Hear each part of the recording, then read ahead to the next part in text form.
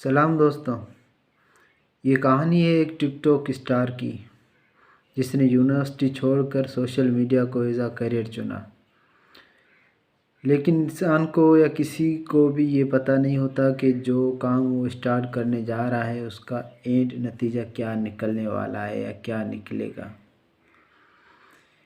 इसी तरह महक बुखारी भी एक टिकटॉक स्टार थी जिसमें उसकी माँ की भी उसे खूब हिमायत हासिल थी। लेकिन फिर उनकी ज़िंदगी में कुछ ऐसे वाक़यात हुए जो एक हादसे पर जाकर ही ख़त्म हुए। महक बुखारी एक टिकटॉक स्टार थी जो पहले यूनिवर्सिटी में पढ़ती थी, लेकिन फिर उसने एज आ करियर टिकटॉक चुना, यानी कि सोशल मीडिया को उसने अपना करियर बनाया, जिसमें वो कामयाब भी हुई। कुछ ही महीनों में उसके तकरीबन 1,29,000 फॉलोअर्स भी हो गए। महक बुखारी बरतानिया के एक शहर से ताल्लुक़ रखने वाली लड़की थी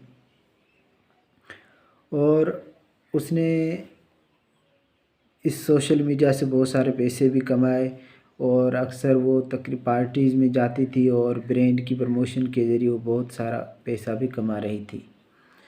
लेकिन फिर उसकी ज़िंदगी में एक ऐसा वाक़या हुआ जिसने सब कुछ बदल कर रख दिया।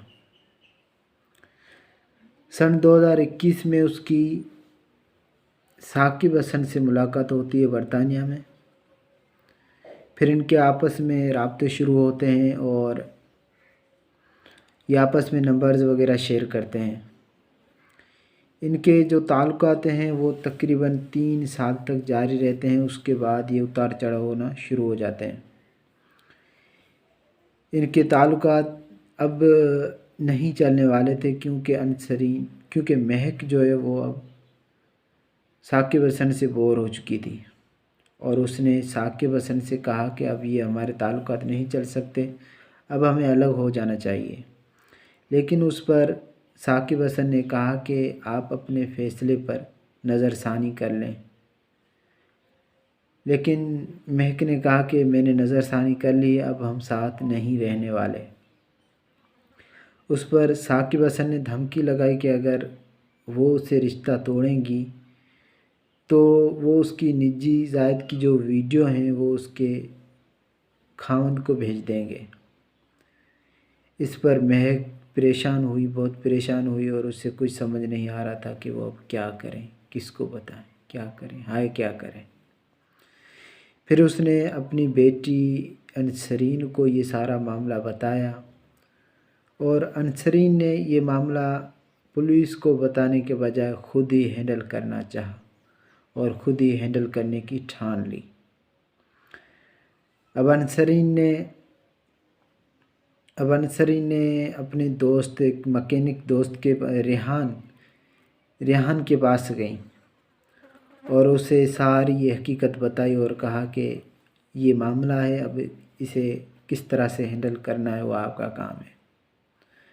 उसका जो दोस्त जो रेहान था उसने प्लानिंग बनाई और अपने कुछ दोस्तों को इकट्ठा किया और सारी प्लानिंग बना के बाद में महक ने फ़ोन लगाई साकिब हसन को और उसे वो पैसे देने के लिए बुलाया जो साकिब हसन ने महक पर खर्च किए थे, तकरीबन 3,000 पाउंड।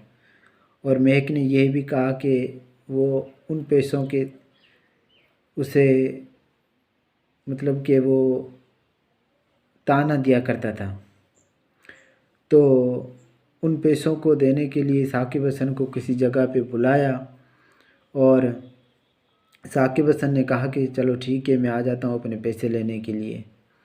वो अपने दोस्त हाशिम के साथ निकला पैसे लेने के लिए।